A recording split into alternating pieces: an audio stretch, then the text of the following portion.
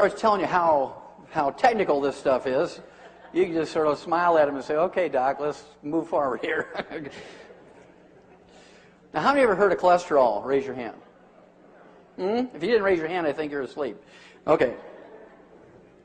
Each year in America, we spend over $100 billion for cholesterol testing. Not treatment. Just cholesterol testing, we spend over $100 billion a year. It's a huge industry just for cholesterol testing. That's why, doctors made everybody in America paranoid. How many of you had anybody in your family live in their 80s or 90s? Raise your hand. Sure, I think most people in America have had somebody in their family live to be 80, 90. I guarantee you they ate eggs, they cooked in butter, they didn't have margarine back then. They salted their food. These people smoked. They, they ate red meat instead of tofu. They ate eggs instead of egg beaters. They didn't exercise, and yet they lived to be 80, 90. Many of them went on to live to be 100. And following their advice, we're going backwards. Spending $100 billion a year for cholesterol levels and eating the way doctors have told us. Most people revere their doctors. We've gone from 17th in the world in longevity to 24th. So it doesn't seem like all that's doing much good. Well, if any of you can find me a disease, if anybody in this room can find me any disease that is caused by elevated blood cholesterol and triglycerides, I'll give you $1 million, small bills, and any offshore account you want tax-free. There's not a single disease caused by elevated blood cholesterol and triglycerides. When you have elevated blood cholesterol and triglycerides, I kind of look for, you might have a deficiency of niacin, vitamin B3. You could have deficiencies of chromium and vanadium, 2 trace minerals. You might have deficiencies of the essential fatty acids, or a ratio problem between omega-3 and omega-6s.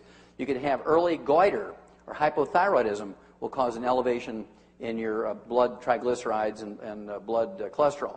You could have early diabetes. You can have early diabetes. Even before your blood sugar goes up, your blood cholesterol and triglycerides go up when you have diabetes. Don't take my word for it. Go to the library and look in a medical book on diagnoses. What's the first blood changes that occur when you have diabetes? Elevated blood cholesterol and triglycerides. What's the first blood changes when you have low thyroid? Elevated blood cholesterol and triglycerides. Do the elevated blood cholesterol and triglycerides cause any disease? No. They're just signals. They're just signals to look somewhere. Do they cause cardiovascular disease? No. Have nothing to do with cardiovascular disease. Nothing. Well, why do doctors get so excited about lowering your cholesterol and lowering your blood triglycerides? Because they get a kickback every time they write a prescription for statin drugs. Lipitor, Loped, and Lipitor. Why would you take a drug that doesn't really do anything, doesn't prevent diseases, lowers your cholesterol, that's what they do, but it causes liver cirrhosis and blindness. That's why you got to go in every couple of months to get your blood taken to see how your liver's doing. They got to look in your eye to make sure you're not going blind yet. Why would you take a drug that gives you liver cirrhosis and makes you go blind when it doesn't do anything? How many of you ever heard of free radicals? Good. How many of you heard of trans fatty acids? Yeah, these are common words today. Everybody in the street, even little 6-year-old kids know about these things. And yet, doctors continue to recommend to consume free radicals and trans fatty acids.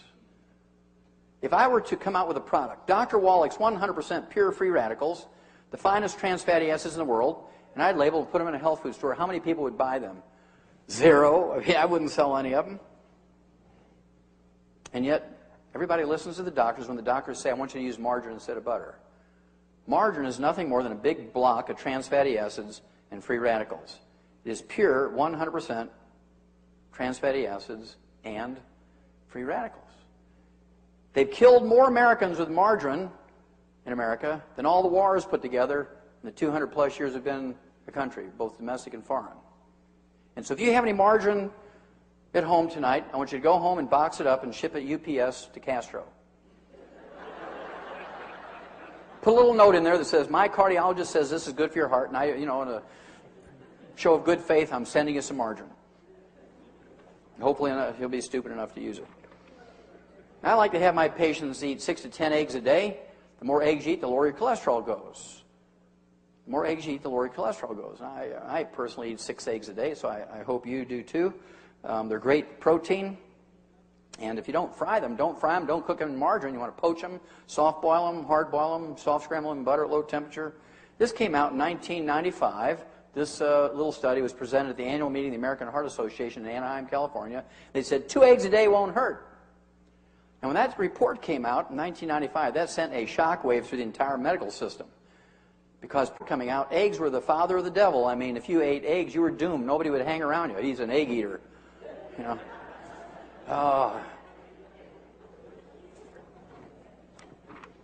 really like this one. Makes my 10 look pretty conservative.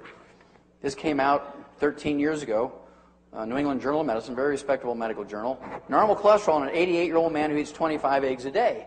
Now you have to ask yourself, why was this old dude eating 25 eggs a day? Maybe he didn't have any teeth and couldn't eat steaks anymore. Maybe he owned an egg farm and liked to do his own quality control. But I think it was more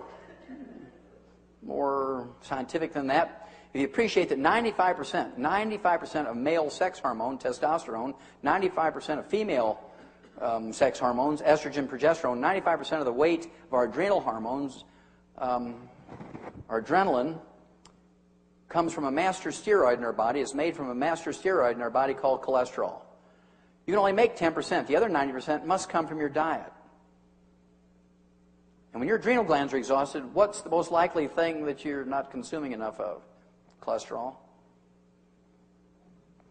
When you're sitting there watching TV, guys, when your wife's saying, hey, look at my nice nightgown, would you rather watch TV or watch me? And she's got you on an egg-free, butter-free, chicken skin-free, red meat-free diet.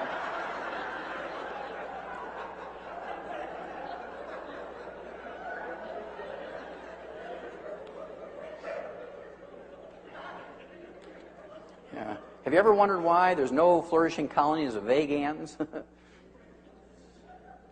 All sit around and hum.